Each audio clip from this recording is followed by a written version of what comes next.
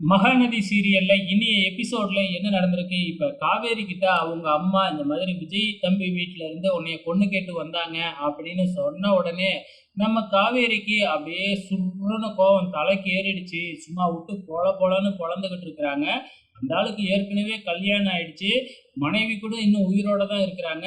எந்த வச்சுக்கிட்டு 2வது தடவை என்னைய பொண்ணு கேட்டு வந்தாங்க அப்படின்னு பயங்கரமா கோவமா அவங்க அம்மாவ போட்டு திட்டுன்னு திட்டிக்கிட்டு இருக்கிறாங்க. அந்த நேரம் பார்த்து நம்ம விஜயும், காவேரி பாப்பாவும் அங்க வந்து நிக்கிறாங்க. அப்ப காவேரி விஜய பயங்கரமா மொறச்சு பார்த்துக்கிட்டே, பாப்பாவ மட்டும் ரூமுக்கு அழைச்சுக்கிட்டு போயிடுறாங்க. அதுக்கப்புறம் விஜய் "ஏன் என்னை இப்படி மொறைக்கிறா காவேரி?" அப்படின்னு கேட்டதுக்கப்புறம் நடந்த விஷயத்த எல்லாமே சொன்ன உடனே, "என்ன அது? ஏன் இப்படி பண்றீங்க? காவேரி என்ன நெனைப்பா என்னைய பத்தி? நான் தான் ஏதோ பொண்ணு பார்க்க அனுப்பி வச்ச மாதிரில நெனைப்பா.